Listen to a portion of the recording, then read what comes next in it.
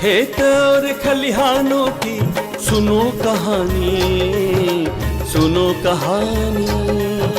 खेत और खलिहानों की सुनो कहानी, सुनो कहानी। किसान वाणी, किसान वाणी, किसान वाणी, किसान वाणी, किसान वाणी, किसान वाणी, किसान वाणी, किसान वाणी। इस कार्यक्रम के प्रायोजक हैं कृषि एवं किसान कल्याण मंत्रालय, भारत सरकार। किसानवाड़ी कार्यक्रम सुनने वाले सभी भैया बहन को आपकी बहन क्षमा और भैया रघु की राम राम। और बताओ रघु भैया का हाल चाल है, और जब बताओ कि जब बारिश के मौसम में का हाल चाल है आपके।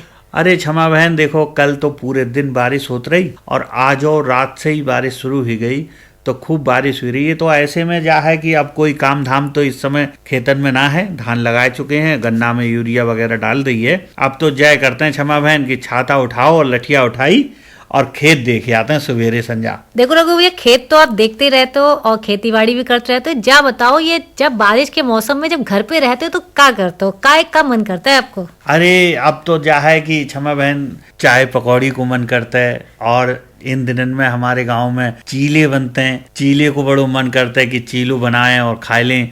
और ऐसे ही अब जे खाने पियन के मन करते रहते हैं, क्योंकि बारिश में बाहर ज्यादा जान के ना, तो घर पे जा है कि खान पियन को मन करत रहते हैं। कतई सही कह रहे हो रघु भैया। अब जब बारिश हो रही है 2-3 दिनों से, तो आपके भैया भी घर पे हैं, तो वो भी कहते रहते हैं कि कभी पकौड़ी बना लो, कभी चीला बना लो, कभी चाय बना लो। हाँ। जाए सब होते रहते हैं। और खेती बाड़ी तो सही है, चली ही रही है। और बस जाए कि बारिश बहुत हो रही है तो एक आध बार चक्कर काट आते हैं भैया। और इस समय भैया सिंचाई की जरूरत तो है ही ना, तो घर पे ही बैठे हुए हैं। और अपने पशुओं को कैसे ध्यान रख रही है क्षमा बहन। भैया पशुओं को बिल्कुल अंदर कर दो है और आंगन में ना बांधते हैं, क्योंकि बारिश होता है तो उनको जहाँ पे उनके बांधने की जगह है वहाँ पे टाट से ढक दे हुए। अच्छा अच्छा। और जैसे क्या है कि वो बारिश में भीग ना पाए। और भैया ज्यादा ध्यान रखते हैं कि सुबह शाम देख लेते हैं अच्छे से कि कहीं वो गीले में तो ना बैठे हैं, उनके नीचे अच्छे से बिछाए देते हैं। अगर वो गीले होते हैं तो सूखा कर देते हैं भैया। बिल्कुल, क्योंकि क्या है कि जब मौसम में अब पशु हमारे अगर बाहर ना जा पाते हैं तो जा है कि अपने मलमूत्र करते रहते हैं। तो जैसे में जा है आपने कही कि सूखे में करते रहते हैं, ध्यान रखते हैं कि उनके नीचे गीलो ना हो, क्योंकि अगर पशु हमारे गीले में बैठेंगे क्षमा बहन तो जा है कि बीमार हो जाएंगे। हाँ भैया, और अगर बीमार हो जाएंगे तो भैया परेशानी तो हम ही को होगी, और फिर जब बारिश में उनको दिखाने भी ना ले जा सकते। तो जाके सबसे अच्छी बात यह है कि आप समय समय पर अपने पशुओं को देखते रहो और उनको ध्यान रखो।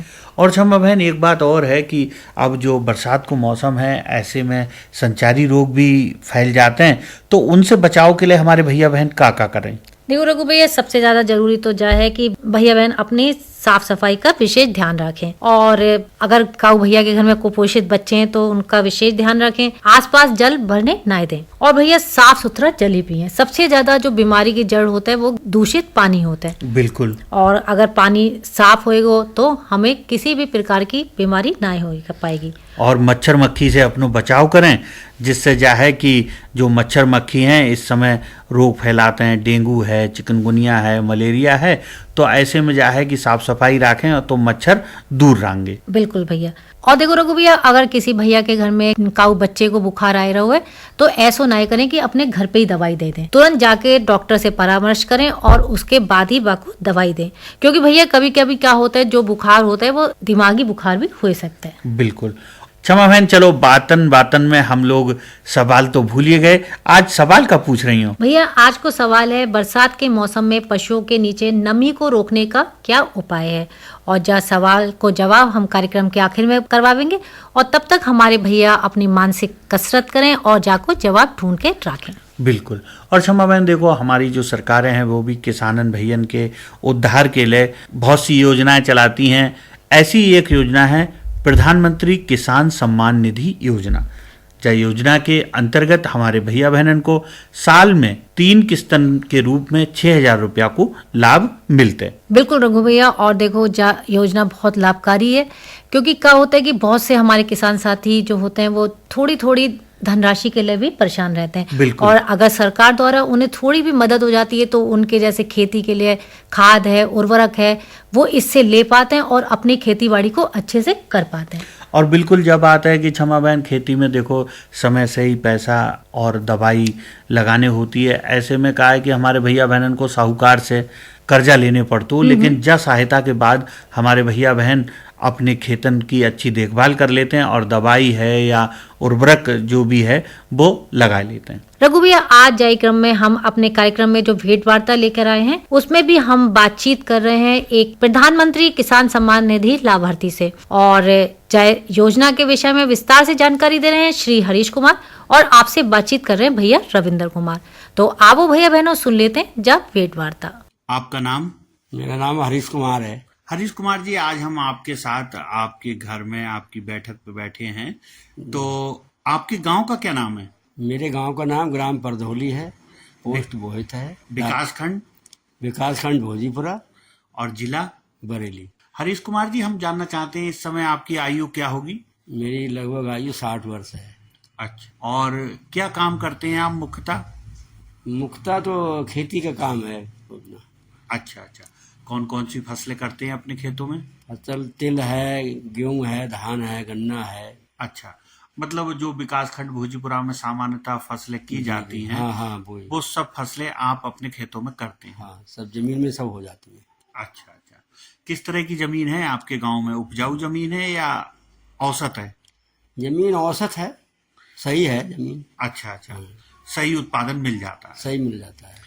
अब हम आपसे जानकारी चाहते हैं कि प्रधानमंत्री किसान सम्मान निधि योजना जो भारत सरकार द्वारा चलाई जा रही है, उसमें जो भी पात्र किसान हैं उनको ये लाभ मिलता है, तो आपको ये लाभ मिल रहा है? जी, हमको ही मिल रहा है।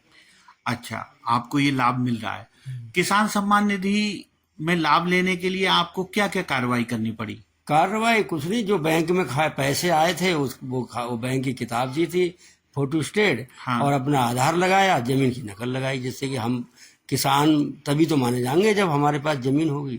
बिल्कुल, तीनों को ऑनलाइन करा के हमारे खाते में आ गई राशि। अच्छा, अभी 2 तारीख को माननीय प्रधानमंत्री श्री नरेंद्र मोदी जी ने वाराणसी उत्तर प्रदेश से किस्त जारी करी थी, तो ये कौन सी किस्त थी? 20वीं किस्त थी। 20वीं किस्त आपको अभी 2 मिल गई, अगस्त को मिली है। हाँ। और लगातार आपको किस्तें मिलती चली आ रही हैं? हाँ, हमारी लगातार आती रही। अच्छा, तो हरीश कुमार जी देखिए, बहुत अच्छी बात है, और सरकार की जो महत्वाकांक्षी योजना है प्रधानमंत्री किसान सम्मान निधि योजना, इसके तहत अभी माननीय मोदी जी ने 20वीं किस्त जारी की। तो अगर एक किसान के नजरिए से देखा जाए तो जैसे साल में 3 किस्त दी जाती हैं, जी, तो आपको लगातार किस्त मिल रही हैं, हाँ। तो इससे किसान को क्या फायदा है? किसान को तो इससे बहुत अच्छा फायदा है, क्योंकि वक्त पे जब 3 महीने का 4 महीने इंतजार करते हैं ना कि किस्त आ जाएगी, तो उससे उसका जो है काम चल जाता है। अपना खेती के कौन से काम में वो इस खेती में खाद लगा लेता है, अपने पानी लगा लेता है, डीजल ले आता है, और उसे अब मालूम है इस तारीख को आ रही है, पहले जब अवगत हो जाता है 2 दिन पहले किस्त आ रही है, तो अपना इंतजाम उससे कर लेता है, उससे खूब लाभ मिलता है। हाँ, और सरकार की भी योजना है, जिस तरह से सरकार किस्त देने का क्रम रखती है, तो उससे ऐसा प्रतीत होता है कि उस समय खेती में आवश्यकता होती है। हाँ, जब आती है वो आवश्यकता होती है, क्योंकि किस्त उसी हिसाब से वो डालते हैं। जी, बहुत अच्छी बात है। और अभी 20वीं किस्त डाली है, तो इस समय हमारे किसान भाइयों की धान की फसल खेतों में है। हाँ, गन्ने में ही लगा रहे हैं, धान में नराई गुड़ाई कर रहे हैं। तो इस समय धान और गन्ने की फसल में कौन कौन से काम हो रहे हैं जिसमें उस पैसे का प्रयोग किया जा सकता है? इसमें ये है कि नराई हो रही है धानों में, और गन्ने में भी खुदाई तो नहीं हो रही है, बंधाई हो रही है जी, और मिट्टी चढ़ रही है, और दवा लगा रहे हैं किसान लोग, दवा लगा रहे हैं। और धान की फसल में भी यूरिया, हाँ, यूरिया है, खाद है, ये लगा रहे हैं, तो इसमें प्रयोग कर रहे हैं। जी। देखा जाए तो अगर ये जब से सरकार ने धनराशि डालनी शुरू की है, उसके पहले किसान को अपनी जरूरत तो देखिए, खेती की जरूरत है, उसको पूरा तो करना है। हाँ, और जब ये सहायता नहीं मिलती थी तो किसान को क्या करना पड़ता था? किसान जो है या तो ब्याज पैसे लेता था बड़े लोगों से, या फिर अपना किसान जो है अपने माल जो है गेहूं पे औने पौने बेचता था, टाइम पे नहीं मिलता। बिल्कुल, तो इससे गुजारा करता था। फिर अभी ये इससे राहत मिल रही है, इससे बहुत। आप प्रगतिशील कृषक हैं, और आपने बड़ी अच्छी बात कही कि क्योंकि खेती की जो जरूरत है उसको टाला नहीं जा सकता। जी जी। तो ऐसे में जब ये धनराशि नई किसानों को मिलती थी तो उसे ब्याज पे पैसे लेने पड़ते थे, उधारी करनी, साहूकार से ब्याज पे पैसे हाँ, उधारी करनी पड़ती थी, या अपने घर में जो सुरक्षित अनाज भंडारण है उसको कम रेट पे भी बेचना पड़ता था वक्त पे, क्योंकि ऐसा समय होता था कि खेतों में खाद जरूर लगानी है, बगैर उसके गुजारा ही नहीं होता, पानी लगाना है। तो इस दृष्टि से देखा जाए, और आप भी एक कृषक हैं, तो इस नजर से ये कैसी योजना है? योजना बहुत बढ़िया है, सरकार की योजना बहुत बढ़िया है। बिल्कुल, किसान को बहुत अच्छा लाभ मिल रहा है इससे। किसान इसका इंतजार भी करता है और सरकार की अच्छाई भी कह रहा है इसको। हरीश कुमार जी, देखा जाए तो अगर 20वीं किस्त के रूप में आपको 40,000 रुपए अब तक प्राप्त हो चुके हैं। जी जी। तो 40,000 रुपए बहुत बड़ी रकम है, बहुत बड़ी रकम है, और शायद इस तरह का किसी ने किसान के बारे में नहीं सोचा। किसान के बारे में किसी सरकार ने नहीं सोचा। हाँ, लेकिन ये सरकार जो 6,000 रुपए प्रतिवर्ष दे रही है, तो वो चाहती है कि किसान को छोटे मोटे खर्चों के लिए खेती के उधार ना लेना पड़े, कर्जदार ना होना पड़े, इसलिए सरकार ने ये योजना चलाई है। तो इस योजना का आप तो लाभ ले रहे हैं, बहुत से किसान भाई लाभ ले रहे हैं, लेकिन अभी भी कुछ ऐसे किसान भाई हैं जो जागरूक नहीं हैं, या उनको पता नहीं क्या रहता है, शिकायतें मिलती हैं गांव में जाओ, हमें नहीं मिलती है, तो उसका क्या कारण है? उसका ये कारण है किसी के डॉक्यूमेंट खराब हैं, बाकी सरकार की तरफ से कोई परेशानी ना है, सरकार की तरफ से कोई समस्या नहीं है, ये तो आदमी की अपनी उनकी लापरवाही है। डॉक्यूमेंट खराब है, बैंक में नाम गलत है, कभी आधार में गलत है, इस वजह से किस्त रुकी है, बाकी सरकार की तरफ से कोई दिक्कत ना है। अच्छा, अगर बात की जाए आपके परधोली गांव में, तो हम आपसे जानना चाहते हैं, क्योंकि गांव में जब रहते हैं तो जानकारी तो होती है। जी जी। तो जो पात्र हैं उन सबको मिल रही होगी? हाँ, जो पात्र है सबको मिल रही है। हाँ, और जिन लोगों के कागज पूरे नहीं है या अपात्र हैं, हाँ, तो उन्हीं को नहीं मिल रही है। तो मोदी जी ने ये जो किस्त आपके खाते में डाली है, इस संबंध में कार्यक्रम के अंत में क्या कहना चाहते हैं? किस तरह से सरकार को धन्यवाद देना चाहते हैं? सरकार को तो ये धन्यवाद देना चाह रहे हैं कि किसान भाई जब किस्त आती है तो इंतजार करते हैं काफी दिन से कि किस्त आ जाएगी, तो उनको ये इस बात की खुशी हो जाएगी कि 2 तारीख किस्त आ गई, उनकी जरूरत के काम चल गए। किसान सरकार को जो है बहुत अच्छा बताते हैं। जी, तो हरीश कुमार जी, आपने प्रधानमंत्री किसान सम्मान निधि योजना के बारे में बहुत विस्तार से जानकारी दी, और चूंकि आप लाभार्थी हैं और उस योजना का लाभ उठा रहे हैं, इसलिए आपको बहुत बहुत बधाई और बहुत बहुत धन्यवाद। अब ही हमारे साथियों ने सुनी प्रधानमंत्री किसान सम्मान निधि योजना के बारे में भैया हरीश कुमार से की गई बातचीत। और क्षमा बहन, अब सुन लेते हैं जो संदेश।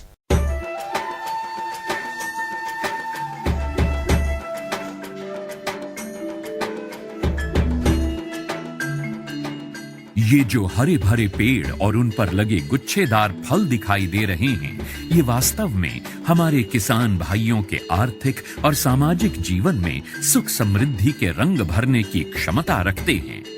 ऑयल पाम की खेती से किसान सामान्य फसलों की तुलना में कम लागत एवं मेहनत से अधिक आय प्राप्त कर सकते हैं। इसके माध्यम से किसान खाद्य तेलों का उत्पादन बढ़ाकर देश के विकास में अपनी भागीदारी सुनिश्चित कर सकते हैं। लेकिन ये सब कैसे संभव है, आज इसी के बारे में बताएंगे अपने किसानों को। ऑयल पाम एक बहुमुखी तेल है जिसके कई अलग अलग गुण और कार्य हैं, जो इसे बेहद उपयोगी और व्यापक रूप से इस्तेमाल किया जाने वाला बनाते हैं।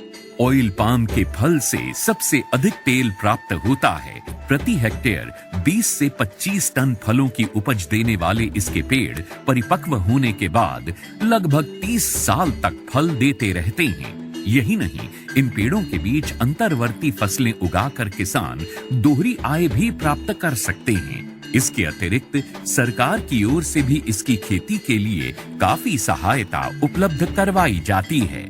भारत सरकार की ओर से 2021-22 में खाद्य तेलों पर राष्ट्रीय खाद्य तेल मिशन, तेल palm national mission on edible oils, oil palm NMEO-OP की शुरुआत की गई। इसके अंतर्गत किसानों को ऑयल पाम की पौध सामग्री, अंतर्वर्ती खेती एवं रखरखाव, ड्रिप सिंचाई, डीजल, बिजली, सोलर पंप सेट, बोरवेल, फल कटाई उपकरणों एवं पुराने पौधों की पुनः रोपाई के लिए सब्सिडी प्रदान की जाती है। इस मिशन के अंतर्गत किसानों को 1 से 5 लाख तक की राशि प्रति हेक्टेयर की वित्तीय सहायता उपलब्ध कराई जाती है। सरकार द्वारा ऑयल पाम की पौध सामग्री के लिए 20 से 29 हजार रुपये प्रति हेक्टेयर की सहायता मिलती है। इसके अलावा भी सरकार पहले 4 साल तक 42,000 रुपये प्रति हेक्टेयर की सहायता अंतर्वर्ती फसल एवं रखरखाव के लिए भी मुहैया कराती है। इस मिशन के अंतर्गत ड्रिप सिंचाई के लिए 30,000 रुपये प्रति हेक्टेयर की सहायता अतिरिक्त दिया जाता है। साथ ही किसानों के लिए फसल कटाई मशीन और ट्रैक्टर ट्रॉली की खरीद के लिए भी सहायता का प्रावधान है। कुछ किसानों के मन में ये शंका है कि ऑयल पाम के पेड़ों की सिंचाई के लिए अधिक मात्रा में पानी की आवश्यकता होती है। ये पर्यावरण के लिए ठीक नहीं है। कुछ ये भी कहते हैं कि ये धरती के उपजाऊपन के लिए भी हानिकारक हैं। किंतु जिन किसानों को ऑयल पाम की खेती से आज लाखों रुपए की वार्षिक आय प्राप्त हो रही है, उनका कहना है कि ये सारे संचय निराधार हैं। ऑयल पाम का खेती में धान और गन्ने से कम पानी लगता है। इसमें गवर्नमेंट का तरफ से ड्रिप सिंचाई के लिए पैसा भी दिया जाता है। मैंने 2015-16 से ऑयल पाम की खेती की है और इससे पर्यावरण को कुछ नुकसान है ही नहीं। और इनका जो पेड़ पौधा होता है, इनसे हम मल्चिंग भी यूज करते हैं और इनका यूज से हम काफ़ी सारा ज़मीन में नमी लेते हैं। और इनके अंदर इंटरक्रॉप जो है, जो कपास वगैरह लगाते हैं तो हम डबल गुण आय लेते हैं और अच्छा रहता है। ऑयल पाम की खेती के लिए मुझे सरकार ने पौधे सीडलिंग देते हैं। वो जब बड़ा हो जाता है, जो फल जो देता है, हर महीने सरकार उसी फल खरीदने के लिए एक रेट बना के देते हैं। वही रेट पे कंपनी खरीद लेते हैं। मैं काट के इकट्ठा कर देता हूँ, कंपनी उठा के ले जाते हैं। ऑयल पाम के लिए सरकार उत्पादों की तत्काल खरीद करती है। साथ ही सरकार एक वायबिलिटी मूल्य भी घोषित करती है, ताकि यदि भाव अचानक गिर जाए तो उस अंतर का भुगतान सरकार किसानों को करती है। सच तो ये है कि ऑयल पाम की खेती हमारे किसानों को और अधिक समृद्ध और ग्रामीण अर्थव्यवस्था को और अधिक सशक्त बना रही है। आप भी इसकी खेती और सरकारी सहायता का लाभ उठाएं और अपनी आर्थिक स्थिति को बेहतर बनाएं।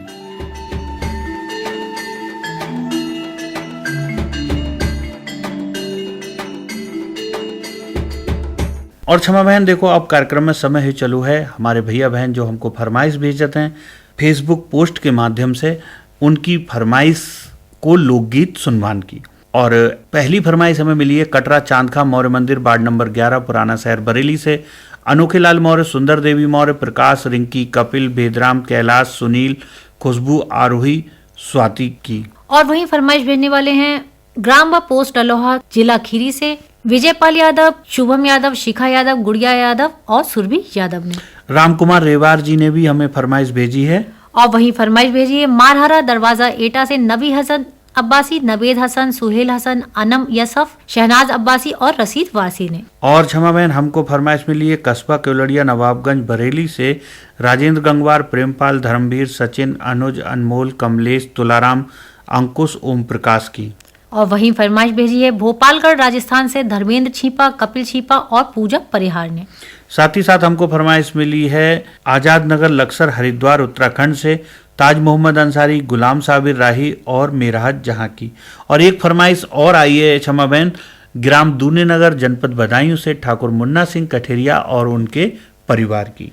तो आओ भैया बहनों, आप सबकी फरमाइश पे सुन लेते हैं जो प्यारो सो लोकगीत।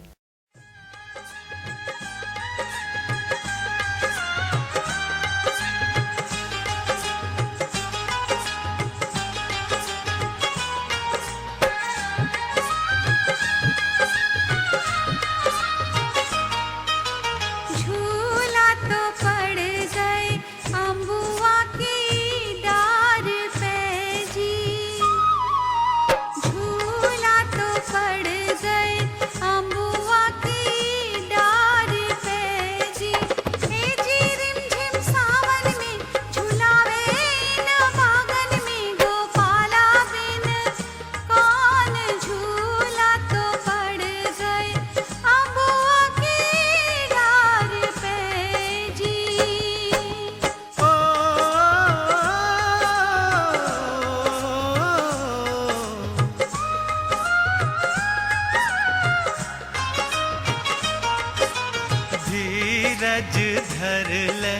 मत घबराए एरी। ए जी इन बागन में ओ गोरी अगले सावन में झूलेंगे हम संग, धीरज धर ले मत घबराए एरी।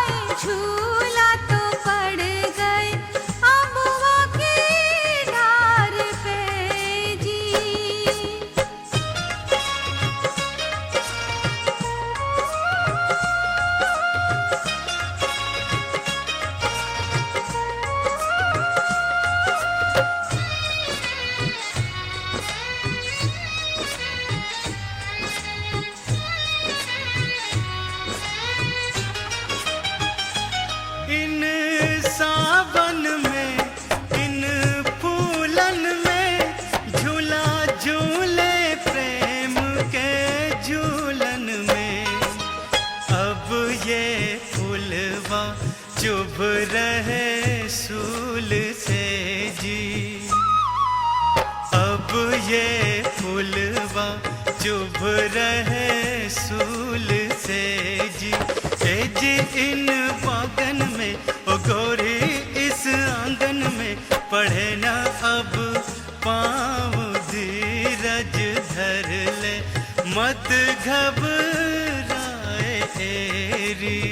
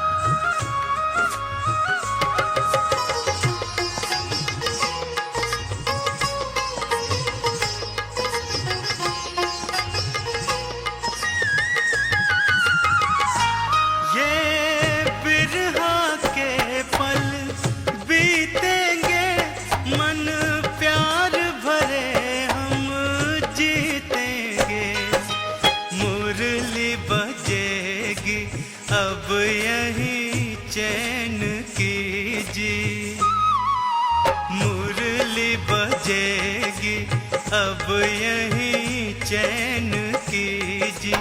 ए जी हम जितने ओ गोरी हम जितने रहेंगे बेचैन, झूला तो पड़ गए अबुआ के डार पे जी। क्या आपने कभी सोचा है मौसम और जलवायु यह यूनेस्को का संदेश है? क्या आपने कभी सोचा है कि मौसम और जलवायु में क्या अंतर है? आइए हम मौसम और जलवायु के बीच अंतर के बारे में जानते हैं। मौसम होता है रोजमर्रा की स्थिति, जैसे आज बारिश हो रही है या कल धूप निकलेगी। लेकिन जलवायु का दायरा बड़ा होता है। यह 30 सालों में मौसम का सामान्य स्तर होता है। मौसम और जलवायु दोनों को मापने के लिए एक ही उपकरण का उपयोग किया जाता है। तापमान, बारिश, हवा, आर्द्रता और दबाव। लेकिन हम मौसम का अनुमान सिर्फ कुछ दिनों के लिए ही लगा सकते हैं, जबकि जलवायु हमें दीर्घकालिक रुझान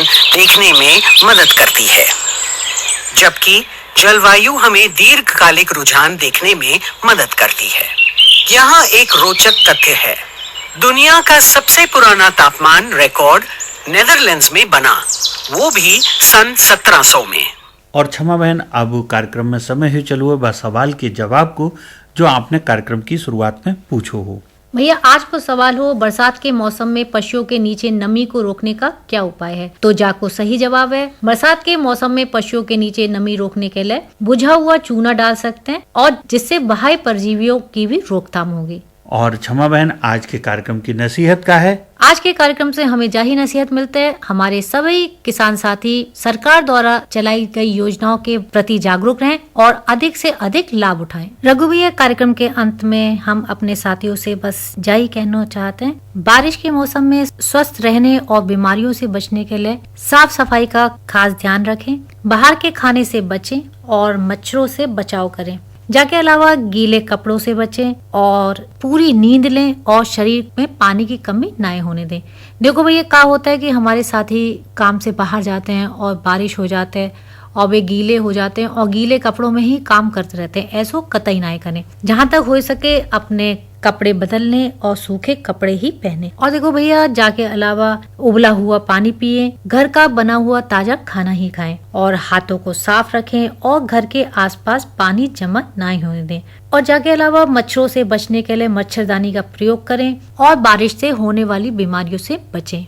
यही सब बातों के साथ आज के कार्यक्रम किसानवाड़ी से अपनी बहन क्षमा और अपने भैया रघु, मुझे अनुमति। भैया बहनों, राम राम। इस कार्यक्रम के प्रायोजक थे कृषि एवं किसान कल्याण मंत्रालय, भारत सरकार।